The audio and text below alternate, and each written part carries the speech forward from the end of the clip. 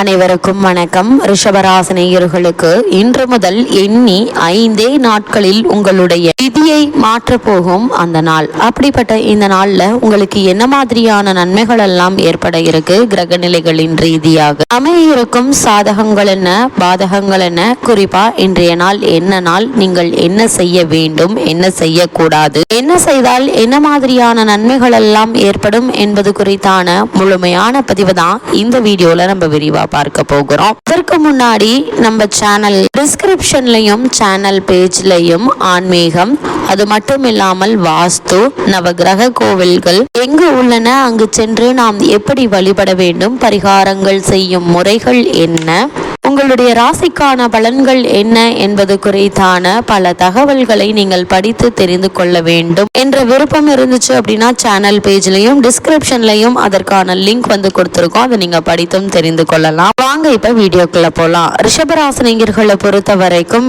இந்த எண்ணி 5 நாட்களில் மகாலய அமாவாசை நிகழ இருக்குதுங்க. இந்த மகாலய அமாவாசையை பொறுத்த வரைக்கும் முன்னோர்களை நினைத்து வழிபடக்கூடிய ஒரு நாளா அமைஞ்சிருக்குது.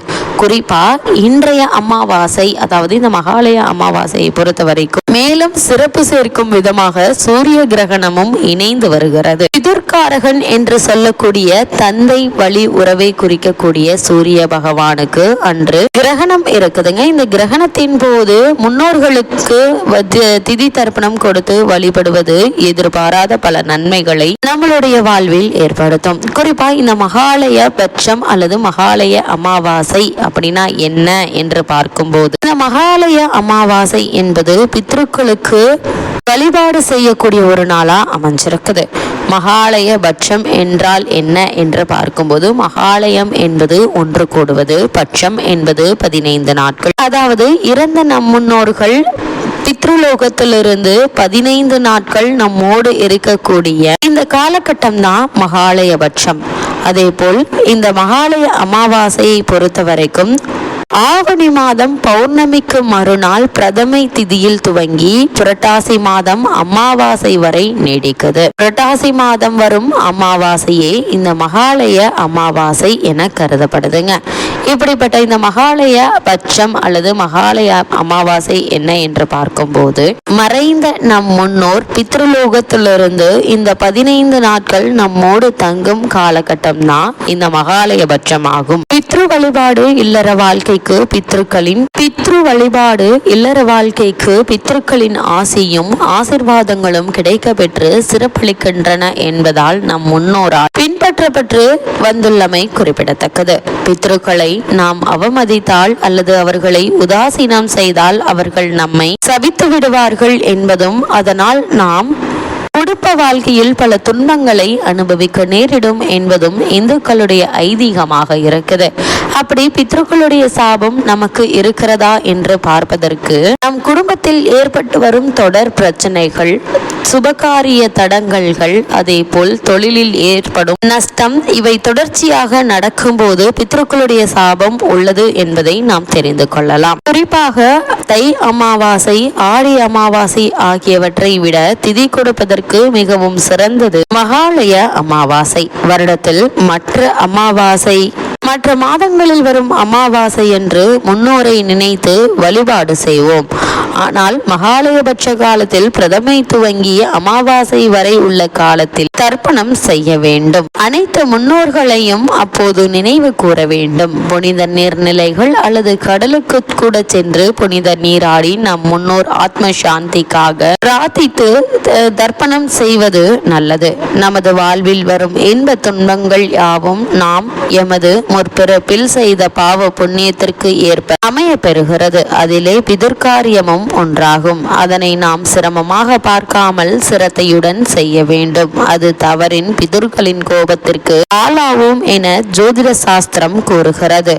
இந்த 15 திதி நாட்களில் நம் மூதாதையர் இவ்வுலகை நீத்த நாளில் அவர்களுக்காக தர்ப்பணம் என்ற நீர்த்தார் கடனை நிறைவேற்றி மானசீகமாக அவர்களை தம் இல்லத்திற்கு வரவழைத்து சாதமிட்டு அவர்களை உயிரோடு இருக்கும் போது அவரை பராமரித்த பாவனையில் நடந்து கொள்வது இந்த சம்பிரதாயத்தின் நோக்கமாக உள்ளது.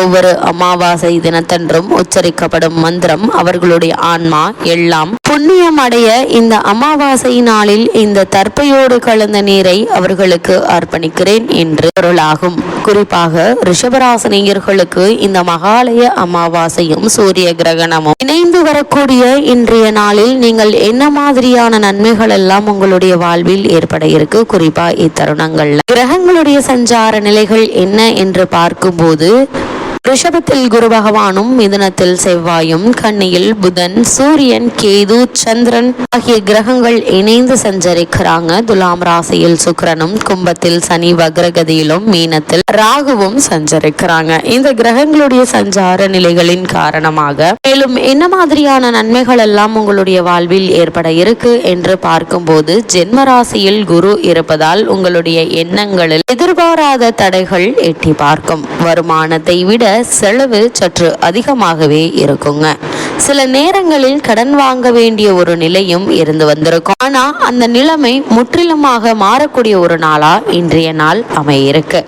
அதே போல ஏற்கனவே வாங்கியிருந்த கடனை கூட நீங்கள் அடைக்கக்கூடிய ஒரு நிலை மாறக்கூடிய ஒரு நாளா அமைஞ்சிருக்குதுங்க.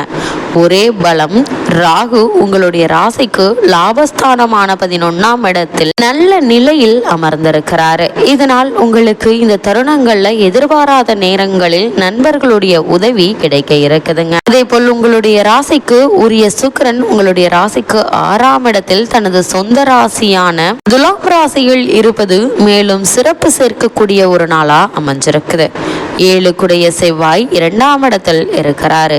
இதனால் ரிஷபராசியை சேர்ந்தவர்கள் ரியல் எஸ்டேட் முதலிய தொழில்களில் ஓரளவு நீங்கள் எதிர்பார்த்த லாபம் கிடைக்கலாம். சனி பலமாக இருப்பதால் உங்களுக்கு சில நன்மைகளும் எதிர்பார்ப்புகளும் நிறைவேறும் வாய்ப்புகள் அதிகம் உண்டுங்க. குடும்பத்திலும் சுபகாரிய பேச்சுக்கள்ல ஏற்பட்டு வந்த தடங்கல்கள் நீங்கி ஒரு சிறு முயற்சியிலேயே நல்ல ஒரு வரன் அமைவதற்கான சாத்தியக்கூறுகள் அதிகம் இருக்குது. உறவினர்கள் வருகையால் சுப நிகழ்ச்சிகள் ஏற்பாடாகும். இருந்தாலும் கூட மேலும் என்ன மாதிரியான விஷயங்கள்ல கிரகங்களுடைய நிலையின் காரணமாக நீங்கள் கவனமாக இருக்க வேண்டும் என்று பார்க்கும்போது, 2ஆம் இடத்தில் செவ்வாய் இருப்பதால் பேச்சில் கவனம் தேவைங்க. கோபம் அதிகரிக்கும், மனதில் டென்ஷன் அதிகரிக்கும். தேவையில்லாத வாக்குறுதிகளை தந்து மாட்டிக்கொள்ள வேண்டாம். அதே போல பொறுப்புகளும் கடமைகளும் உங்களை அழுத்துங்க. மேலதிகாரிகள் கண்டிப்புடன் இருப்பதால் சில நேரங்களில் பதற்றமாக உணர்வீங்க. அதற்கு இந்த மகாலய அமாவாசை மற்றும் சூரிய கிரகணம் நிகழக்கூடிய இன்றைய நாள்ல முன்னோர்களுக்கு திதி தர்ப்பணம் கொடுப்பது மட்டுமில்லாமல் தானம் கொடுப்பதும் மிகவும் சிறப்பு. அப்படி என்னவெல்லாம் தானம் கொடுக்கலாம் என்று பார்க்கும்போது, உங்களுடைய ராசிநாதனான சுக்கிரன் என்பதால் வெள்ளை பொருட்களான பால் சாதம், தயிர் சாதம் ஆகியவற்றை தானம் கொடுக்கலாம். ஒரு சிலர் கோவில்களுக்கு பால் அபிஷேகம் செய்ய பால் வாங்கி தருவதும் மிகவும் சிறப்பு என கருதப்படுது. மேலும் கிரகநிலைகளின் ரீதியாக கூறப்படும் பரிகாரம் என்ன என்று பார்க்கும்போது, ராசியில் ஜென்ம குரு இருப்பதால் வியாழக்கிழமை தட்சிணாமூர்த்தியை வணங்குங்க. உங்களுடைய விருப்பமான மகான்களை வணங்கி வாருங்க. எண்ணற்ற நன்மைகள் உங்களுடைய வாழ்வில் ஏற்படும்.